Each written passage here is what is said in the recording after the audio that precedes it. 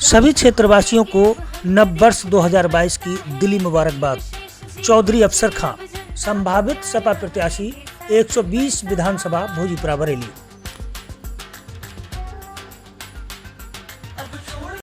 आजाद nation news, पैनी नजर हर खबर। 2022 चुनाव को लेकर सारी पार्टियां अपने दावे और वादों के साथ में मैदान में उतर रही हैं। वहीं भोजीपुरा 120 विधानसभा भोजीपुरा के प्रबल दावेदार हैं चौधरी अफसर खां, जिनका पूरा परिवार काफी समय से समाजवादी पार्टी से जुड़ा रहा। आइए इनसे जानते हैं कि अगर इनको अखिलेश यादव ने वहां से प्रत्याशी चुना तो इनके क्या मुद्दे रहेंगे और किन मुद्दों को लेकर ये मैदान में उतरेंगे। जानना चाहेंगे साहब, किन मुद्दों को लेकर आप मैदान में? देखिए, ऐसा है, मैं चूंकि भोजीपुरा विधानसभा से मैंने आवेदन किया है समाजवादी पार्टी में 2022 के टिकट के लिए, और चूंकि मैं मेवाती समाज से हूँ। मेवाती समाज जो है पूरे हिंदुस्तान में ये सबसे बहादुर और सबसे वफादार समाज है। इसके ब्लड में बहादुरी और वफादारी जो है कूट कूट के भरी हुई है। आज समाजवादी पार्टी से हम लोग काम कर रहे हैं एक लंबे अरसे से, और पूरे प्रदेश में जो है अपने समाज को पार्टी से जोड़ने का काम कर रहे हैं। और जहां जहां जा रहे हैं तो हम लोग जो है एक ही प्रोग्राम लेके जा रहे हैं पूरे प्रदेश के अंदर कि हमें जो है 2022 में समाजवादी पार्टी की सरकार बनानी है और अपने राष्ट्रीय अध्यक्ष श्री अखिलेश यादव जी को मुख्यमंत्री बनाना है। एक इसी प्रोग्राम के तहत हम लोग दौरे कर रहे हैं। हम लोग जो है जनता में जा रहे हैं, अपने समाज में जा रहे हैं, लोगों को बता रहे हैं और उनको ये भी बता रहे हैं उसके साथ साथ कि 2012 से और 17 के बीच जो अखिलेश जी की सरकार रही है, समाजवादी पार्टी की सरकार रही है, अखिलेश जी उसके चीफ मिनिस्टर रहे, तो 12 से 17 का जो रिज्यूम रहा है वो इतना डेवलपमेंट जो है हमारे राष्ट्रीय अध्यक्ष जी ने किया है उत्तर प्रदेश के अंदर कि पूरे हिंदुस्तान में किसी दूसरी पार्टी ने या किसी दूसरे मुख्यमंत्री ने उतना नहीं किया आज। तो हमारा मेन जो फोकस है वो चूंकि चेहरा हमारे पास है 2012 से 17 का जो हम लोगों ने विकास किया है, जो समाजवादी पार्टी ने काम किए हैं पूरे प्रदेश के अंदर, तो विकास का जो है हमारे पास है, हमारे राष्ट्रीय अध्यक्ष के चेहरा हमारे पास है। और जो ये भाजपा की सरकार जो बनी है, लोगों ने नफरत फैला के सरकार बनाई है, अब जो कि उस सरकार से उनको समझ में आ गया जनता को कि भाई चूंकि तंग आ गए लोग, पूरे प्रदेश के लोग तंग आ गए, तो वो समझ रहे हैं कि चूंकि जो बयार चल रही थी 12-17 तक चली है, वो बयार जो विकास की वो रुक गई है।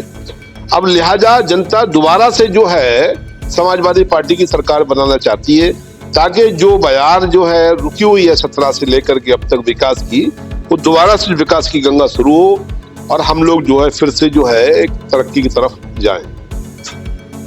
अभी मैंने भी कई गांव में जाके देखा कि जनता जो है वो बदलाव चाहती है, मगर कई गांव में एक ऐसी समस्याएं देखी गई जो काफ़ी समय से बनी हुई।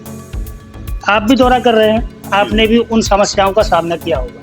जैसे रामपुरा गांव है, वहाँ पे मैंने देखा कि लोगों के निकलने के लिए रास्ता नहीं है। ऐसी और भी कई गांव हैं जिनमें समस्या बनी हुई है। अगर आप उस क्षेत्र से भोजीपुरा से विधायक बनते हैं तो आप किस हद तक उस समस्याओं का निदान करेंगे? देखिए, ऐसा है, सबसे बड़ी बात क्या है कि जो भी लोग पूर्व में विधायक रहे हैं और प्रेजेंट में चूंकि बीजेपी के जो है MLA भवरलाल मौर्य जी हैं, तो इन लोगों ने कोई विकास कार्य विधानसभा के अंदर नहीं किया है। और मैं चूंकि गांव-गांव जा रहा हूँ, दौरे कर रहा हूँ, ठीक है, और मैं देख रहा हूँ सड़कों के हालात इतने खराब है, स्वास्थ्य सेवाएं जो है एकदम जो है तहस-नहस है, एजुकेशन का सिस्टम पूरा का पूरा खराब है, ठीक है। तो सारे सेक्टर में जो है बहुत जरूरत है हमारे भोजपुरा विधानसभा को उसको अपडेट करने की। लेकिन अगर मैं MLA बनता हूँ, विधायक बनता हूँ, तो मैंने ये कमिटमेंट भी कर रहा हूँ, वादा भी कर रहा हूँ लोगों से कि कम से कम स्टार्टिंग में सबसे पहले जो मुद्दे होंगे वो सब जो है जितनी भी सड़कें हैं वो बनवानी है, हम लोगों को स्वास्थ्य का सिस्टम ठीक करना है, हम लोग को एजुकेशन का सिस्टम ठीक करना है। और भोजपुरा जो कि इंडस्ट्रियल एरिया है, वहाँ उसको इंडस्ट्री को और डेवलप हम कर सकते हैं, वहाँ रोजगार हम जो है उपलब्ध करा सकते हैं। तो ये चारों चीजों पे एक साथ हम लोग को फोकस करना है और ये 5 साल के अंदर एक ऐसी मॉडर्न हम विधानसभा बनाना है ताकि प्रदेश में जो है दूसरे भी लोग के यहाँ वाकई कोई विधानसभा है जहाँ जो है विकास हो रहा। एक अभी आपने देखा होगा कि आम आदमी पार्टी एक दावा लेकर, एक वादा लेकर उतर रही है कि अगर उनकी सरकार आती है तो वो 300 यूनिट तक बिजली मुफ्त देंगे। इसके अलावा अगर आगे जो अब तक का बिल है उसको माफ कर देंगे। क्या इस तरीके के आपके कोई दावे या वादे हैं? देखिए ऐसा है ना, पिछली सरकार में आप जब देखेंगे तो हमारे जो है राष्ट्रीय अध्यक्ष जी ने जो वादे किए थे, जो घोषणा पत्र था, उसमें जो हमने पेंशन योजना महिलाओं के लिए लागू की थी राष्ट्रीय अध्यक्ष जी ने, वो बीजेपी सरकार ने बंद कर दी। ठीक है, जबकि पुनः वो उसको लागू करना है। और जो सरकारी जितने भी गवर्नमेंट सर्वेंट थे, उनकी जो पुरानी पेंशन योजना थी उसको भी इन्होंने चेंज कर दिया है। अभी जो नया घोषणा पत्र उसमें उसको भी हम लेके आ रहे हैं कि हम पुरानी पेंशन योजना लागू करेंगे। जो बिजली की बात है, बिजली जो 300 यूनिट की बात है, क्योंकि किसान इतना परेशान है और महंगाई इतनी ज्यादा है कि किसान त्रस्त है, तो चाहे वो बिजली का मुद्दा हो, चाहे दूसरे मुद्दे हो, चाहे कर्ज माफी का मुद्दा हो, जितना बढ़ चढ़ के समाजवादी पार्टी, चूंकि समाजवादी पार्टी जो है किसानों से जुड़ी हुई है और हमारे जो नेताजी है चूंकि वो किसान रहे हैं, राष्ट्रीय अध्यक्ष जी चूंकि किसान के बेटे हैं, तो जो किसान के मुद्दे हैं वो हमसे बेहतर जो है हमारे राष्ट्रीय अध्यक्ष जी बेहतर कोई नहीं समझ सकता। तो जितना भी जो है किसानों के हक में और जो है व्यापारियों के हित में, नौकरी पेशाओं के हित में जो भी बेहतर से बेहतर योजनाएं होंगी वो चलाई जाएंगी। और ताकि जो है जो अभी गैप हो गया है लोगों को और जो तकलीफें हुई हैं कोविड में भी, वो सबको मतलब जितना भी कोशिश की जाए जितना अपडेट कर सकते हैं वो करने का काम करेंगे। अभी 2-3 दिन पहले एक बीजेपी के सांसद हैं वरुण गांधी, उन्होंने एक ट्वीट किया था। उनका कहना था कि ओमिक्रॉन का खतरा मंडरा रहा है और ऐसे में रैलियां कर रही, सभी जितनी भी राजनीतिक पार्टी है, जितनी भी हैं, सभी रैलियां कर रहे हैं और भारी संख्या में भीड़ बढ़ रही, इस पे रोक लगाई जाए।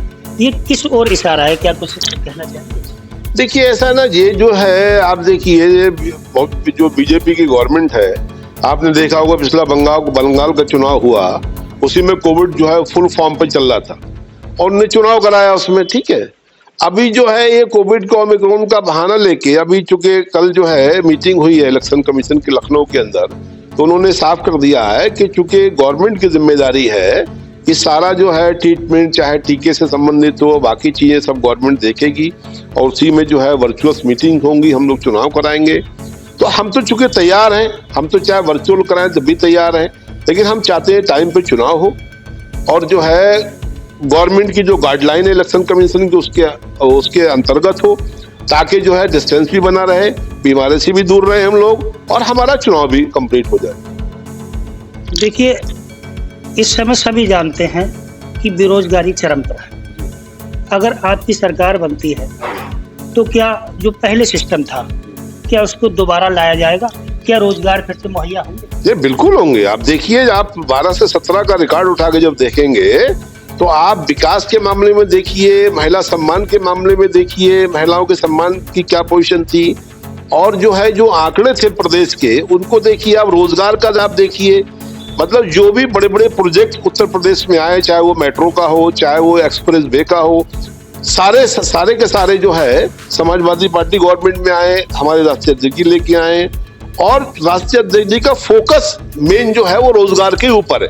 क्योंकि रोजगार एक ऐसा मुद्दा है कि जब पेट में जो है खाना होगा तब जो है आदमी को जो है चीजें समझ में आती है, जब भूखा होता है तो बेचारे को समझ में नहीं आता है।